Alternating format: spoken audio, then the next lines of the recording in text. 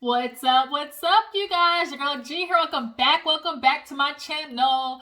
I told y'all what happened, you guys. If you didn't know or wasn't able to see on my community page, your girl's phone broke. Like, I dropped it, the whole screen cracked. I couldn't touch it or nothing, so I had to wait for them to ship me another one. So I just got it yesterday. And so now I'm trying to play catch up with you guys. Looks like I missed Kandi and the Gang, the first episode. That's definitely getting added to our review list, you guys. And so, yeah, we're definitely going to get to Kandi and the Gang. I know a lot of people are talking about the ratings, but I think they're really just trying to really do that in comparison to Portia. But y'all, we were tuning into Portia because we knew that was going to be a shit show from everything that was, happening between her taking somebody's husband and, just all the madness with going on with her and Dennis. That's really why Portia kind of had that upfront boost. But I do think Kandi and the Gang has something that Portia, definitely is not going to have on Bravo. And that is called longevity. Because Kandi has mastered longevity when it comes to Bravo, Real Housewives, and just her brand as a whole. We all thought Nene was gonna be on that bitch long, but guess who's still here? Kandi, the one that everybody say, is either boring or don't bring much to the table. Kandi has found her way with Bravo, and OLG, Kandi and the Gang is just gonna be like, the next, thing for her. Oh my gosh, y'all. So I got my hair finally permed, but I need to flat iron it. So I just put it like in a little protective style. So if I look, like Aunt Jemima for today, y'all just gonna have to take it, okay? Y'all just gonna have to accept me as I is. But yeah, you guys, let's go ahead and get into Kandi and the Gang. So basically, we open up the episode with Kandi and Todd. They gotta head over to OLG because they're trying to figure out, where do we need to go with this Kandi, with our restaurant? We all know here lately, they've been getting them C ratings, okay? C only works in college, okay? C only works in school because C is good enough, right? But you can't just be good enough when you open a restaurant. Like, it doesn't work that way. People aren't going into a C-rated restaurant, but you might get away with a B. Hell, we all eat at Waffle House knowing goddamn well what goes on over there, okay? So you might be able to get away with a B, but for somebody with such a, standing and stature like you, Kandi, you should be A's all the way. And so after watching this episode, we see why y'all got those motherfucking C's. Y'all are lazy. I mean, that's just quite really the way to put it. It was all a scheme Todd set up, okay? Y'all know it was all a scheme Todd set up. But it's just because y'all are lazy, and your crew or, gang, whatever you want to call it, is resistant to becoming better in authority. And what I really hate about what this show is really kind of like doing, we all low-key was thinking to ourselves, see, this is why niggas can't have good shit. Like, see, this is why black people establishments, can't be supported. Like, this is why we can't support niggas sometimes. We know that's in the back of every black person mind. We sitting there looking at it like, See, this is why we have trouble supporting each other, why we have trouble growing. Because we have, restaurants like this happening from people like Kandi. And this is the, the quality that we're giving out and, wanting people to support. Like, no, we need to do better, black people. We sitting here wondering why our community isn't really growing. And it's just because we're just not really doing the work. We're doing bare minimum. I mean, let's just be real, but that's another video. But nonetheless, Kandi and Todd decide they want to try to, whip shit into shape. So they go over to, OLG. And they bring this new dude on, Philip, who's kind of like a consultant, like a restaurateur consultant. He basically goes in, sees the order of operations, and basically tells you where you need to improve at, to get business, up and going. Philip definitely is the structure that they need. I think if Philip maybe wasn't as rugged, I know they're calling it, oh, he has a stick in his ass. But honestly, I like that juxtaposition of just straight up, y'all clearly ghetto, in the words of Wanda, ghetto, fabulous, and we need some, everybody can't all be just in there just, being ratcheteer. Like, everybody can't be like that. So I like Philip's juxtaposition on the show for sure. But everybody sitting there at the table with Don Juan and see Kandi, that's another thing too. You clearly have an issue with everybody having a delegated role, because here it is, you're literally admitting, Don Juan, he's really just supposed to be my assistant, but he, does so much more than that. I want him to get back to being what he was originally for, which means every time, like, there was a clear pattern that I was noticing with Kandi, which is something falls out of place, or like a managerial role really just kind of gets all of a sudden just empty. And so one person feels like, oh, I guess this is a time to step up, and they fill in, but they don't have no experience, i.e., what's that dude's name, Brandon? Here it is, you got Don Juan helping at the restaurant with no restaurateur business, because they see that shit needs to be fixed, but you're not putting the right people in place to fix it. Like, y'all are just really being lazy. That's the only word I can think of right now. But yeah, so Don Juan, he's talking to Philip and was like, I hope, things, we can try to get, things whipped up into shape, because we know how everybody is. Everybody's set in their ways. Nobody really wants to listen to authority. We've ran through managers. Like, let's hopefully see, we can get somewhere with this. So they call all of, the employees. Everybody's sitting there looking like,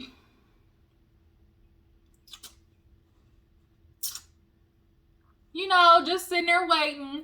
And they basically introduce Philip. And they introduce Philip as, like, okay, he's going to come in. He's going to help, be in charge here. He's kind of going to be under the managerial, status, the managerial status of it all. And immediately we got good old Chandrika, okay? Chandrika, y'all. Whoo. And she act just like that, just like it would sound she would act, okay? With a name like Chandrika, you causing hell everywhere you go. But yeah, so I don't even like him. Ugh, like, it says it loud enough for everybody to hear. So then it's kind of like, bitch, you on payroll. And she acting like that because she ain't been fired yet. Like, Kandi, you the one that is cultivating all of this bad behavior, and you sitting here wondering why your shit is over there damn near failing ass restaurant. So she's like, oh, I don't even like him, and so Philip is like, look, I'm coming in. I know a couple of you guys may be resistant to it, but, it's not my job to keep things running the way you guys have it, because it's fucked up. So, I'm coming in to fix things. Either you gonna hop along, or you can hop that ass off. And clearly, if you ain't gonna hop off, acting damn fool, bitch, I'll push you off, which is what Philip ended up doing with Chandrika, because Don Juan could tell energy was off with her, so he pulled her to the side to talk to Philip and was like, look, you're gonna have to work with him. And she's like, I don't even like how he tried to come up in here, basically like he owned the place, like we just supposed to be sitting there, listening to everything he's saying. And it's kind of like, ma'am, you are, like, you do understand you're not a manager, so that means you're not the person everybody's feel like you're a hostess. So I don't understand why as a hostess you feel like you wouldn't be listening to somebody else. Like, the fuck? So he was like, look, and Don Juan was like, I mean, he kind of is your boss, so yeah, you gotta listen to him. And so Philip was like trying to talk to her, but she just kept talking over him. So he's like, this is what I'm not gonna do. This is not how I am. We're going to have a conversation like an adult. So you're going to talk, and then I'll talk when you're done. And she's like, no, you can just jump in whenever you want to. And it's kind of like, girl, are you really about to do this shit right now? Because you straight up showing your ass. But that's what she did. She was literally just basically giving Philip her ass to kiss. And the nigga was like, bitch, I'm not, who do I look like? Like, I'm not out here with these big ass lips like Lisa Rinna. I'm not getting ready to pucker up to nobody's ass. And so she ends up walking away because Philip is like, this is what I don't do. Like, you know, you're not in charge. I don't know why you're acting like, you know, this is something that you're supposed to be doing. You know, you're going to respect somebody. You know, you keep trying to keep everything, you know, as if like you're a boss around here, but I'm here to tell you, ma'am, you not. And so Chandrika ends up walking away, and Don Juan's like, you know what's going on? I just don't like him. Like, I can't stand working with these fucking people. Like, I think she cried because nobody's met her with that same energy yet. Like, he gave you the same energy that you was giving him. You didn't like how it felt because she's not used to being, you know, challenged in that sense. She's used to giving people that attitude and them just backing down or just being like, you know, girl, whatever. But Philip met her right back, and I don't think she was ready for it. And so Philip basically, he sent that ass home. He said, ma'am, clock out. Here's your little pay stub. Clock out, bitch. And so she ends up leaving. She's over there talking to like the bartender, telling her what happened, Dominique. And she's like, yeah, you know, girl, Philip really had the nerve to sit there and, you know, try to come at me. Like, and the way she was telling it, context all wrong, trying to make it seem like Philip was just attacking her, which he wasn't. She was like, yeah, girl, he was just being so rude to me. And so Philip is walking by and he's like, bitch, I hear you. like, is this what we're really about to do today? Like, if you really gonna have a problem like that, then ma'am, I don't need you here. So that's when he sent her home. And now Don Juan's like, fuck, like, what, we need the hostess. And so he goes to tell Kandi and Todd, and Todd was like, well, I would have been did it, okay? But Kandi's on this whole, you know, loyalty thing. But bitch, you know, there's a such thing called loyal to a fault. And Kandi, this is to a fault at the point in which you actually are sacrificing your business for some people you can replace literally like that. Like, literally at a drop of a dime, you can replace all these people and be doing better than what you're doing now. Like, I just don't get it. This is called self-sabotagery at its best.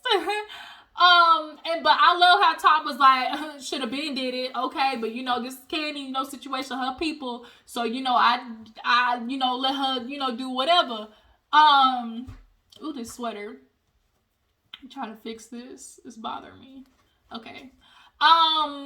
So yeah, so sent that ass home, and so we end up meeting Dominique. You know, she is a bartender / dancer. So when she's not on, you know, tours or whatever, she comes back, and Kandi and Todd recognize that. They're like, yeah, she bartends, but that's not like her number one thing.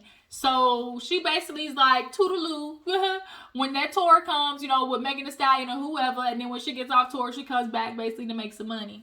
Then we have Brandon, who kind of was like working there, then all of a sudden jumped into managerial position just because I guess nobody ended up stepping up. He called himself stepping up, but like he don't got no experience. Like, yikes.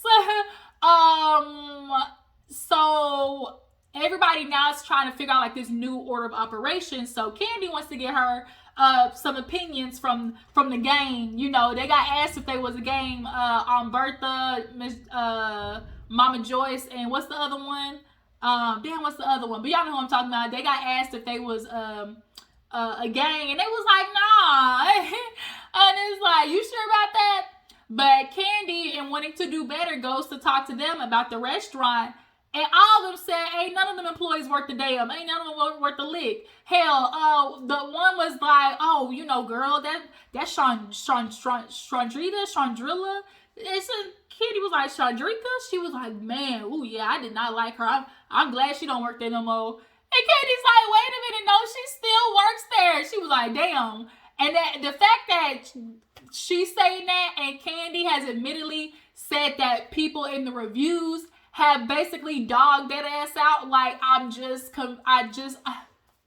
Kandi, you make too much motherfucking money, and you have done way too many business deals with big ass people, like big corporations, to be doing shit like this. Like, this is why it be, you know, because like when you are doing businesses like this, employ the right fucking people. Like, I just don't get it. This is why businesses fail, because y'all want to bring on the family, and like, bring on certain family members that you know are going to work for it, like that you know are going to treat your business like with quality and with care and as if it was their own. Like, not these lazy ass motherfuckers, and when the power go out, just sitting there, you know, looking like they get ready to play a game of dominoes. Like, the fuck?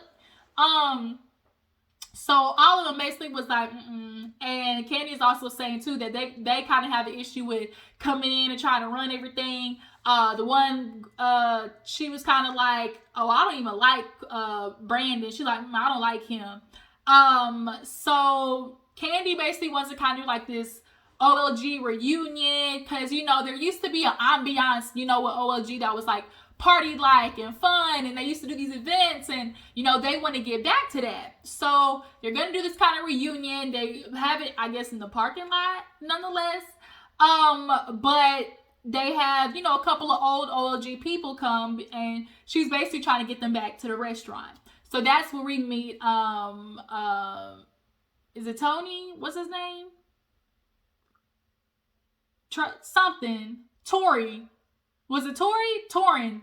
I think it was Torin. So that's where we meet him, and he kind of was like basically their event planner. Like, he took care of everything on Friday nights at OLG, and he was like, it got to a point where like it was too much. Somehow I ended up being like the event planner and, you know, doing other stuff. Like, why am I taking out trash? Like, you know, like he ended up basically getting, once again, thrust into a role that really wasn't his. And so that, like, I just kept noticing that pattern. Was like, somebody just miraculously steps up into like a authoritative position, but they don't know what the hell they doing. So Torin's there. Then we meet the one with the toupee. What's his name? Brian. Was it? He came promoting his egg rolls. Okay. But we see Dominique and Chandrika there. You know, they become basically close friends. And Dominique is getting lit, getting toe up. Todd was like, we need to cut the alcohol. We're not doing this. But she was over there, Chandrika, and Kandi ends up introducing the new guy from Blaze. I think it's like, what was his name? Sharon or something like that. But he's from Blaze, and Blaze is kind of more of like, I guess you could say upscale. So I don't know why Blaze is like this upscale thing, and OLG is kind of like, you know, down here. It's kind of like, wouldn't you want them both to be like of that magnitude? I guess OLG is kind of more like that down home spot, and then like Blaze is kind of more like that date night spot, I guess, because it's like surf and turf. But bitch, apparently y'all been mixing surf and turf with poultry and bad temperature, and we can't keep doing that shit, Kandi. You gonna have everybody in the goddamn, you know, ATL with the stomach bug and turn into zombies and shit, and we ain't got time for a zombie apocalypse, bitch. We ain't not got time for that. We already in the times right now with these high ass gas prices. Y'all see what the hell going on with these motherfucking gas prices? Like, damn, bitch, like gonna have to be on horse and buggy real soon. Over here struggling boots, and then you over here with all this motherfucking money, and you can't even buy no damn generator, Kandi. Speaking, let's get into that. So yeah, the party, basically Kandi's like trying to recoup everybody, like, you know, we loved you, can you please come back? And basically Torin and I guess his name was Brian, the one with the little curly toupee, promoting his egg rolls, basically was like, you know, okay, we'll try this again. So Mama Joyce looked good though. All of the gang looked good. Had that, she had that snatch body, yaddy. Did Mama Joyce get some work done? Y'all think she got some work done? Y'all think she got snatched? Kandi looked good too. She lost her weight. Y'all think Mama Joyce got something done? Drop down in the comments. So yeah. So it's Saturday, I guess, after they do like the little, you know, thing. And this will basically kind of really be Sharon's like first time coming into OLG. He's like, even though I get paid less, you know, he's like, I'm gonna be here to try to help Kandi. Oh, then that shit was so funny when the one with the toupee, I think his name was Brian for some reason. But he was like, you know, I love, you know, Kandi, I love OLG, you know, the food. Kind of like Patti LaBelle's voice. It's kind of a hit or miss, you know? It's kind of like, woo. and that's coming from an ex-employee. So everybody honestly has been saying the same thing of like Kandi's food is not like memorable. It's like, I, you know, it's kind of like everybody's like goes and it's like, it's I. Like your food is not good enough to be overlooking this huge ass, you know, these huge ass red flags of your restaurant is basically what we're trying to say. If your food was like busting, then we could be like, okay, we just gonna ignore that because this food is good as fuck. But it's not. It's not, Kandi. I hate to break it to you. But so yeah, so this is his first time, and guess who's motherfucking late? Sharika, okay? She, Chandrika, or yeah, and so she's like, yeah, you know, I'm always late. Her little car cam, you know, I'm always late. And so now Don Juan and Philip and everybody sitting there waiting, like, are we seriously doing this? Because they opened late, in the beginning of the episode, so they're trying to open up on motherfucking time. She literally pulls up at the same time of opening. And so everybody's kind of like, girl, this is so unprofessional. And I agree with Don Juan. I heard this back in junior high. I always remember this motto: on time, early is on time is late. Like, always get there at least 5 to 10, like at least 10 minutes before your actual time. Like, shit, sit in the car if you have to, but you always get there a little bit early. You know, that's just respect for like your position. But nonetheless, you know, Sharon and Philip, they all both over there like, there's no iPads? Like, how do you keep up with all this stuff? Like, she's basically trying to tell him to order operations, and he used to all this technology at Blaze, and they still over here in the Stone Age, basically with OLG. Shit, they writing with goddamn stone slabs and chalk, like, compared to Blaze, it's looking like. So the restaurant is filling up. They go through kind of like their waves, and it's filling up, and we got what's her name, Dominique and Brandon over there flirting. He actually started working at OLG for her. Boy, I tell you niggas, when they do anything to get a girl, y'all love to say what you bring to the table besides pussy, but y'all sure do a lot to get some.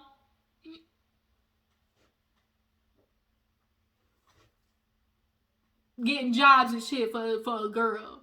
Watch them hook up and his ass quit 2 weeks later. Gonna put on that 2 weeks notice so damn fast. But yeah, so the restaurant is filling up, and Sharon, he's sitting there going up and down the steps. He's like, damn, like what the, and it's getting full, and they're losing track basically of, you know, who's coming in, who's next to be seated. She's just saying, oh, we got a 2-hour wait list, I'll put you down on the list. And like, that's it. Like, there was really no communication. So Philip, he's coming in asking questions like, okay, what is this? What is like, and it's bad. Like, it's really bad. Then on top of that, the fucking generator goes out. So now it's hot as hell, these small ass quarters, and we got kitchen staff sitting down looking like they ready to kick their feet up and sip on a margarita. And so Philip's like, I need you in the kitchen. Like, let's figure something out. Then he's trying to keep people from, ditching ditching their meal, like paying for their meal. That's happened to me actually, like, growing up when I worked at Texas Roadhouse. The power went out in the whole town, and people skipped out on their check. So, honestly, they could have used that hard lesson. They really could have, because for us to hear, basically, Todd reducing the logic down to, well, I mean, because it only happens a couple of times, like, we could just deal with it, like, a couple of hours for it to go out, just, that's okay, versus just dealing with getting the generator. Like, you're just being fucking lazy. Like, that's really what it is. And so Kandi shows up, and of course she's talking to her, I'm just sorry about that, I'm sorry about that. And what it really just made me realize is, like, Kandi, what you're doing basically is using your celebrity and your family celebrity, and relying on that instead of actually your restaurant and what it's supposed to represent in the food, and that being the reason why people come back. It's just immediately everybody's saying the same thing. Your restaurant is a tourist attraction, and you use it as such instead of treating it as a restaurant. You know where you're falling short, but you're kind of like trying to have this like, oh, Todd's in charge of the restaurant shit, but Todd ain't doing a good job, okay? Your restaurants are getting seized. Your staff is unruly. They're disrespectful, don't like authority. And now here it is, y'all sitting here like basically proving everybody's point of like black businesses. And so I really hope they fix this shit. You need to fire Chandrika's ass with her rude self, disrespecting folks and not trying to get in line, you know, with what you trying to achieve. I know you got the money. That's what's more annoying. Like, what's more annoying is that we know you have the money for this generator. We know you can buy that bitch, like, literally like that. You can buy the damn generator. So it's just kind of like, y'all just being lazy. And so that's basically where the episode ends, you guys. But Kandi and the Gang, what are you guys thinking? How do you guys feel? You tuning in? Yeah, I'm excited to see how the season goes. Looking like he's gonna get messy boots with somebody's grandson, you know, going there to try and stick his penis in everybody at the restaurant. But I appreciate y'all for tuning in. We back. Y'all make sure to follow my Instagram and Twitter, both of them, because my old one is back, you guys. And I will catch y'all later. Bye.